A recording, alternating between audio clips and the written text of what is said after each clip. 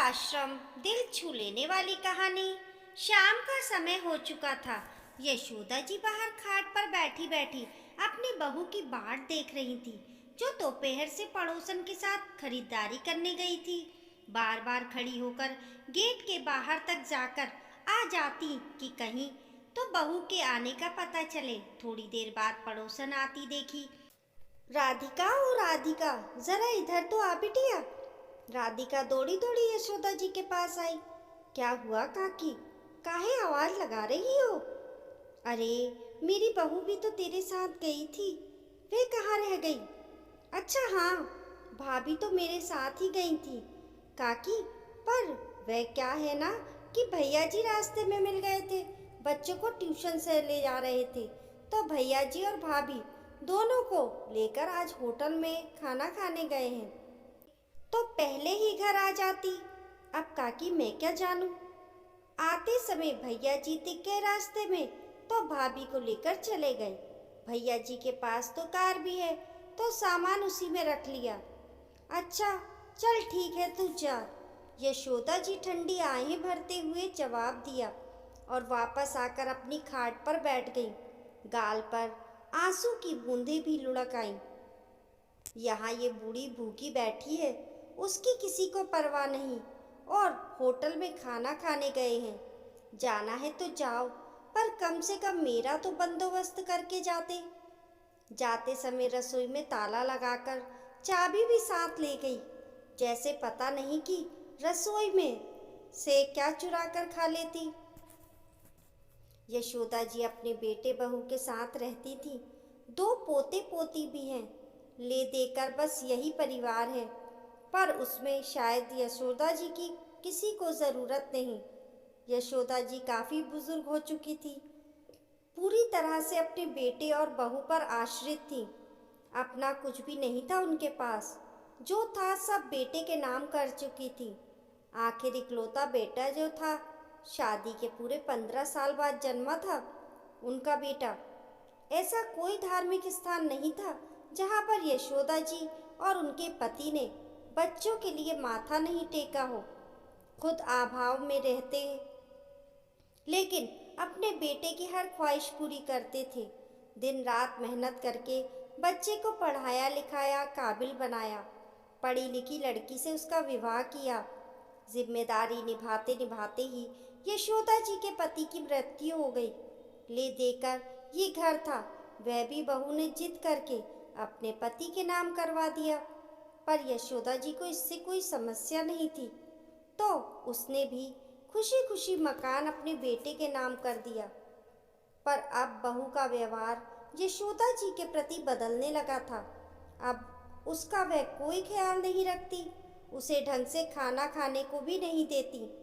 कहीं जाती तो रसोई में ताला लगा कर जाती, और बेटा भी सब कुछ जानते बूझते भी चुप रहता।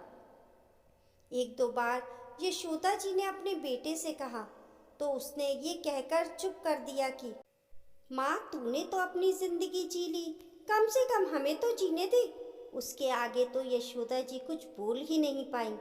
जो रूखी सूखी मिल रही थी, उसी में अपनी जिंदगी बिता रही थी। इतने में पड़ोसन राधिका यशोदा के लिए चाय का कप ले आई। लो काकी, चाय पी लो। चाय का कप हाथ में लेते हुए यशोदा जी ने झिझकते हुए कहा, बिटिया, तुझे परेशानी ना हो तो एक बात कहूँ? हाँ बोलो काकी, क्या बात है? बिटिया, वो अगर तेरे घर में एक दो रोटी रखी हो तो वह भी दे दे, चाय के साथ ही खा लूँगी। यशोदा जी की बात सुनकर राधिका एक पल को चुप हो गई। फिर बोली, ठीक है काकी, अभी लेकर आती हूँ। राधिका अपने घर गई और फटाफट दो रोटी सेक सब्जी के साथ यशोदा जी के लिए ले आई। अरे, गरम रोटी नहीं, ठंडी रोटी ही दे देती, मैं तो चाय के साथ खा लेती। अरे नहीं काकी, कोई बात नहीं, आप तो खा लो, और चाहिए तो ले लेना। यशोदा जी ने राधिका को बड़ा आशीर्वाद दिया और रोटी खाने लगी। खाना खा लेने के बाद राधिका बर्तन लेकर घर चली गई और यशोदा जी वहीं खाट पर लेटकर आराम करने लगी। रात को 11 बजे बेटा, बहू और बच्चे घर लौटे। आज तो बहुत थक गया, नींद बहुत आ रही है, बेटे ने कहा। हाँ सही कहा, अब तो मेरे बस की भी नहीं है कोई काम करने की। बच्चे तुम लोग तो अपने कमरे में जाकर सो जाओ, मैं ये सामान अंदर कमरे में रखती हूँ, फिर हम भी सोएंगे। अरे माँ को कुछ खाने को दिया कि नहीं? माँ का नाम सुनते ही बहू का मुंह बिगड़ गया। देती हूँ, ये भी एक आफत ही है, पता नहीं कब भगवान चैन की जिंदगी देगा। बड़बड़ करती हुई बहू रसोई का ताला खोलकर रसोई में गई और अंदर से एक कटोरी में दूध और 4 ब्रेड लाकर माँ के सामने रख दिए। मेरी हिम्मत नहीं है खाना बनाने की, अभी तो आप यही खाकर पेट भर लो। बहू मैंने खाना, देखिए अभी मुझे कोई बकवास नहीं सुनाइए, मैं बहुत ज़्यादा थक चुकी हूँ, इसलिए मैं कुछ बना नहीं सकती, जो दिया है वही खा लीजिए, मैं जा रही हूँ सोने के लिए। माँ जी की बात सुने बगैर ही बहू कमरे में जाकर सो गई। यशोदा जी ने दूध और ब्रेड एक तरफ रख और खाट पर दोबारा लेट गई। सुबह हुई तो बहू के चिल्लाने की आवाज़ से बेटे की नींद खुल गई। अरे क्या हुआ तुम्हें, चिल्ला क्यों रही हो? देखो तुम्हारी माँ को पूछो, इनने दूध ब्रेड क्यों नहीं खाया? अब क्या रात को पकवान बना कर देती? खाना नहीं था तो मना कर देती, खाने की बर्बादी क्यों की? माँ पैसा नहीं लगता क्या इन चीज़ों का जो तुम बर्बाद करती हो? मैंने खाना खा लिया था। कहाँ से खा लिया था खाना? कहाँ से चुराया? नहीं नहीं बहू, मैंने कुछ चोरी नहीं की, वह राधिका है ना, वह मुझे खाना दे गई थी। लो सुन लो अपनी माँ की हरकतें, अब जग में हमारी जग हंसाई करती फिर रही हैं।